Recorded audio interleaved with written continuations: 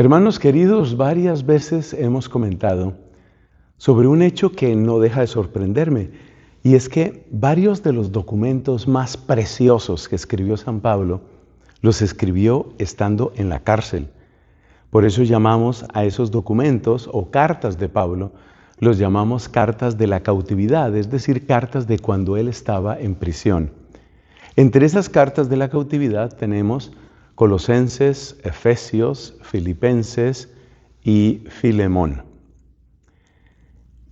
En este caso, el día de hoy la primera lectura está tomada de la carta a los Colosenses, carta a los Colosenses. Y Pablo se da cuenta de cómo funciona el mundo. Es decir, que Dios me ayude a explicarme bien. Cuando la injusticia parece prevalecer, cuando la traición se sale con la suya, cuando la crueldad se impone como ley de la vida,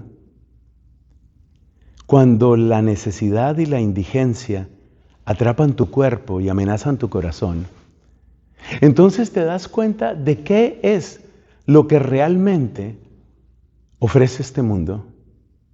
Eso es muy importante. Eso es muy importante porque uno de los más importantes descubrimientos del cristiano es aprender a decepcionarse del mundo.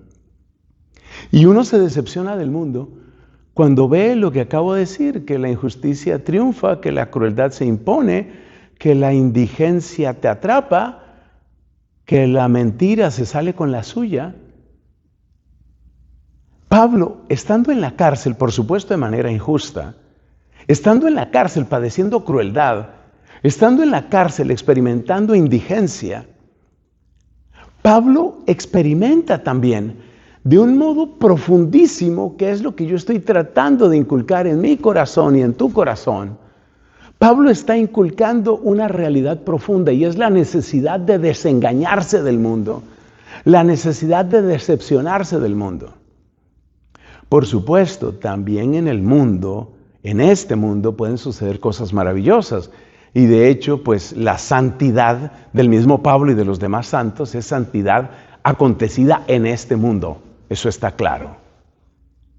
Pero de todas maneras, pues nos damos cuenta que hay que decepcionarse del mundo. Sobre todo hay que decepcionarse del mundo para saber dónde pones tu esperanza. Porque si, por ejemplo, tú pones tu esperanza en un partido político o en un líder político, en el momento en el que te falle o en el momento en el que lo maten, yo vengo de un país donde han asesinado gente increíblemente valiosa. Increíblemente valiosa.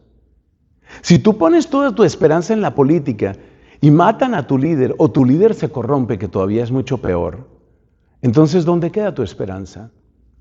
Si tú pones toda tu esperanza en los amigos que tienes en esta tierra y te fallan tus amigos, ¿dónde quedas tú?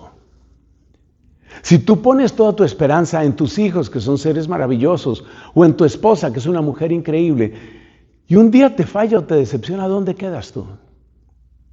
Por eso, esta es una lección que parece amarga al principio, pero créeme que trae mucha luz.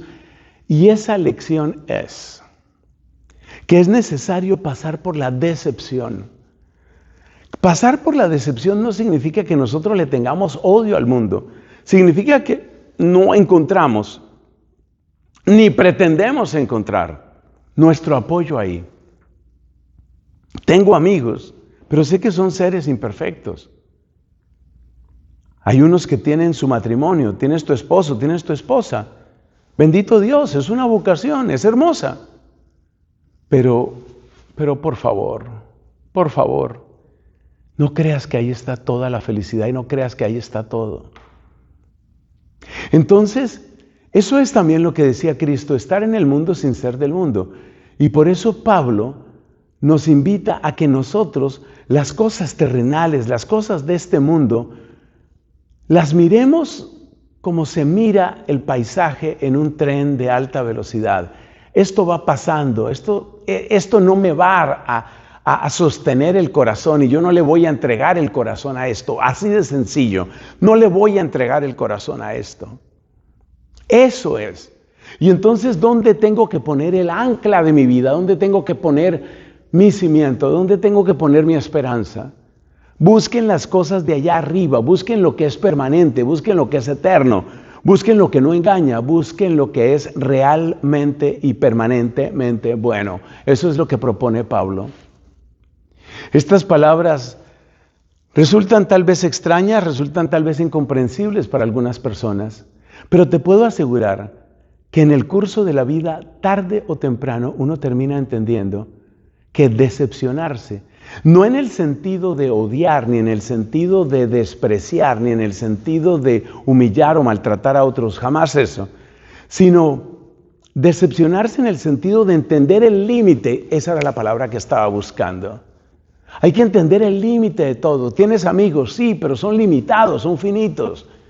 Tienes esposa, bendito Dios, te felicito, pero ten presente que es criatura limitada, finita. También se agota, también se cansa, también tiene sus momentos de incoherencia, también tiene sus propias luchas. ¿Te gusta un sistema político? ¿Te gusta un sistema filosófico?